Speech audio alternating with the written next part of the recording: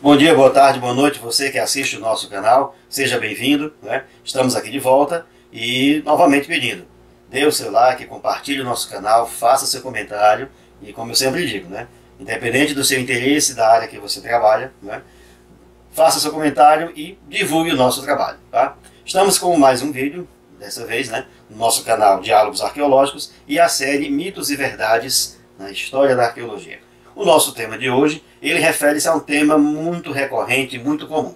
E é claro, já vale aqui o aviso e dizer que o meu objetivo, aliás, o nosso objetivo aqui, é compartilhar informações nas quais, né, toda a bibliografia, né, tudo que é escrito na história da arqueologia, possa ser apresentado e possa ser divulgado entre vocês. E não simplesmente criar dificuldades com quem trabalha com esse tema. O nosso tema de hoje é, né, os registros rupestres, ou seja, pinturas e gravuras pré-históricas rupestres e a presença de extraterrestres em nosso meio. Tá?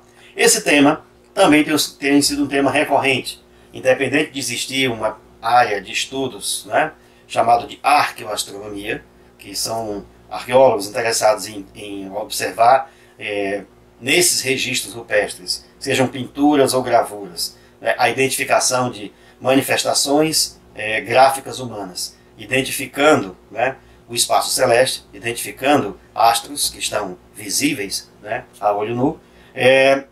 Nós aqui estamos falando de um certo imaginário, né?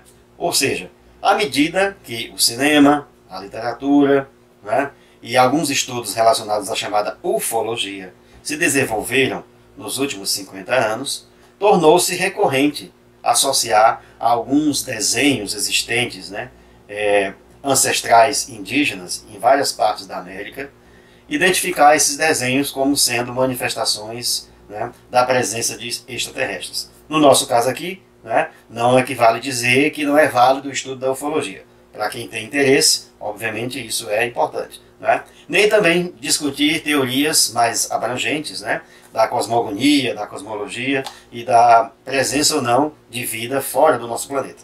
A arqueologia ela não tem abrangência suficiente para trabalhar com isso. Né? Dentro daquilo que é o nosso método, novamente aqui indicando os vídeos de um outro canal nosso, que é o trabalho de investigação da arqueologia. Se você tem alguma dúvida em saber como funciona hoje o método de trabalho da arqueologia, em que ela se fundamenta para ela pesquisar, veja o nosso canal Trabalho de Investigação da Arqueologia e você vai ver lá uma série de 15 vídeos no ano passado, em que cada um deles se explica, nós explicamos como funciona a arqueologia. Voltando ao assunto.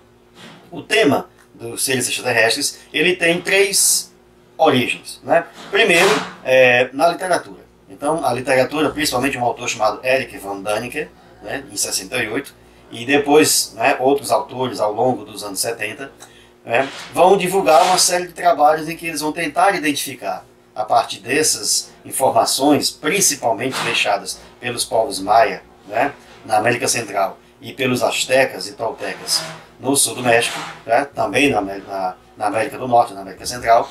A partir dessa identificação, ele vai tentar justificar a presença desses seres extraterrestres. Então, esses antigos navegadores, né, do espaço teriam chegado, né, se manifestado entre os indígenas, e esses indígenas, esses nativos, registraram essa presença.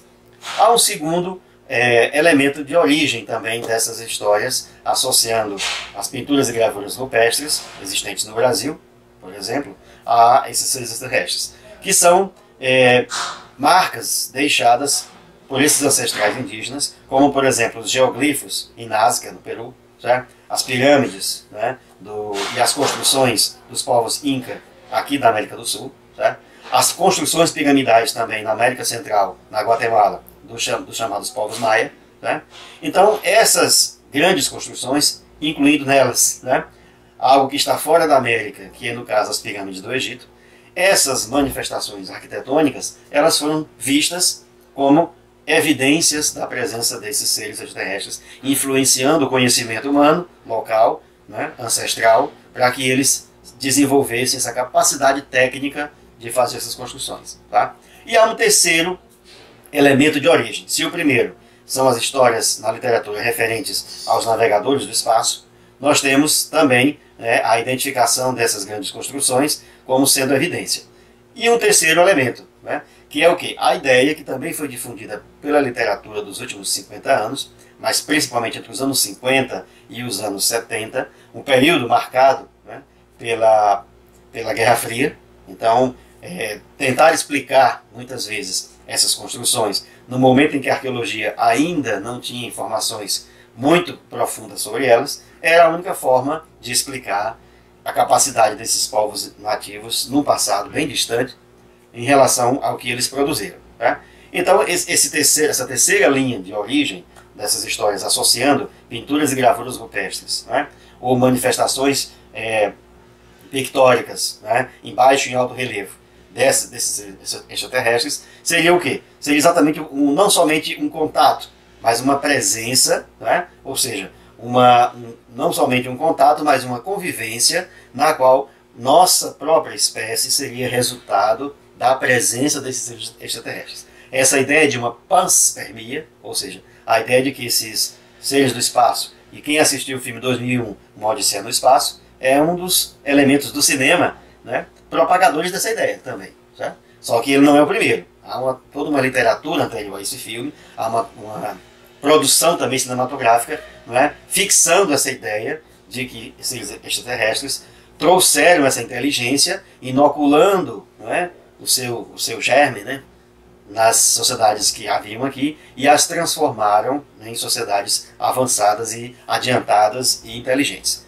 Claro que essa ideia não se confirma na arqueologia, porque a paleoantropologia, ou seja, o estudo dos fósseis e dos artefatos produzidos pelas nossas sociedades ancestrais, né, os hominídeos, e também pelo Homo sapiens, demonstram que esse processo, né, do ponto de vista da ciência, né, esse processo foi um processo lento e gradual e obtido a partir da experiência, a partir inclusive até mesmo da mudança do padrão alimentar, na mudança do padrão do comportamento social. Tá? Então são duas coisas bem diferentes. A associação entre elas, a partir desses três elementos de origem, sejam navegantes do espaço, sejam as grandes construções indígenas ou nativas, né, que não se tinha explicação, né, hoje a arqueologia tem explicação para elas, né, e um terceiro viés, que é justamente essa ideia de que esses seres extraterrestres, eles conviveram com essas sociedades ancestrais humanas, né, viveram entre elas e inoculou a sua parte, vamos chamar assim, genética, né, e produziu sociedades inteligentes. Né. Esses três componentes, eles vão entrar nessa produção aonde vai exercer uma influência muito forte na ideia de interpretar essas pinturas e gravuras como sendo marcas extraterrestres. Claro, na pesquisa arqueológica científica de hoje, né, se considera isso, né, paleociência ou pseudociência. Né? Então, a despeito disso, os estudos também do imaginário relativos a isso também são interessantes. Né? Apenas para esclarecer. Espero que vocês tenham gostado do vídeo. Até o nosso próximo. Compartilhem, divulguem o nosso canal Diálogos Arqueológicos e a nossa série Mitos e Verdades na História da Arqueologia. Faça seu comentário, não esqueça de dar o seu like e até o nosso próximo vídeo.